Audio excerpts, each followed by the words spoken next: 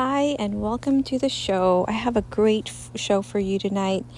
We're going to be talking about taxes. Today is the 15th. Happy Tax Day. So exciting.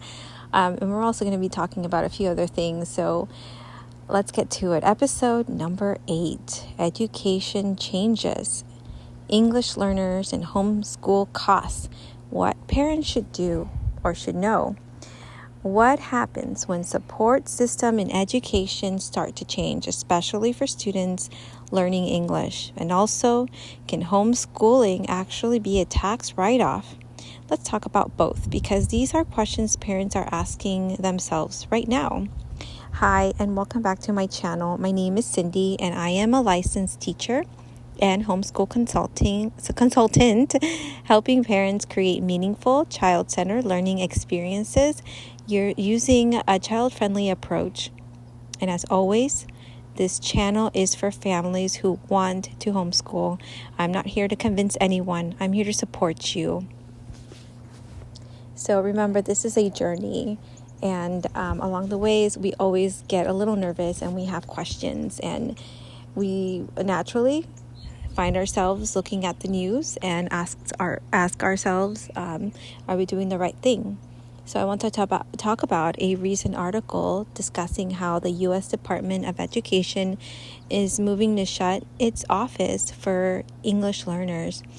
The office has supported students learning English, resources for schools, guidance for educators. So when something like this changes, it raises real questions about how students will be supported, what resources schools will have, and how families will navigate those changes. So why does this matter?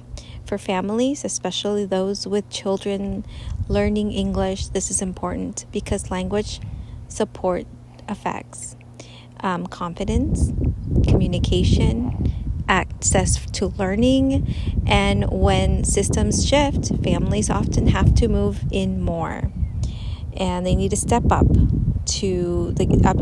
their game a little bit more too. So this is where homeschooling can offer flexibility. At home, you can move at your child's pace. You can focus on communication and building language naturally. And that's what I've been talking about in this channel this whole time, is about how things should just flow naturally in teaching your children. And through things like reading together, conversations, storytelling, real life interaction. And this aligns with the Reggio Emilia approach, where learning happens through connections and the environment. Remember, in the other episodes, I talked about how the environment is also a teacher. So can homeschooling be a tax write-off? This is something that's really important, especially on a day like today where taxes are due. Now let's talk about something I ask myself a lot, actually. Can I write off homeschooling? And the short answer is mostly no. I don't write off anything for my homeschool. Homeschooling expenses like curriculum, supplies, materials are generally considered personal expenses. They're not tax deductible at the federal level. However, some states may offer small tax credits, education-related programs, but it really depends on where you live, and you should talk to your tax person about your specific situation.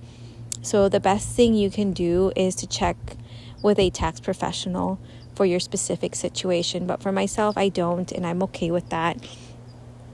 Because if I were, because it's, being that you're homeschooling, it's not technically a business, and you can't get anything like that.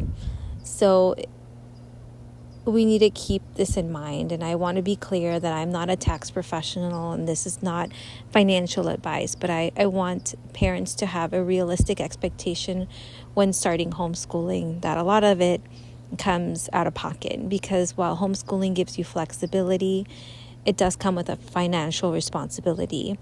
And so we got to talk about the cost instead of thinking of it as a write-off. Many families think of it, and myself, as an investment in my child's education, and so or your child's education or their children. Okay, so the good news is homeschooling doesn't have to be expensive, and this is why I really like this approach, because it's based on your child and their needs and your budget.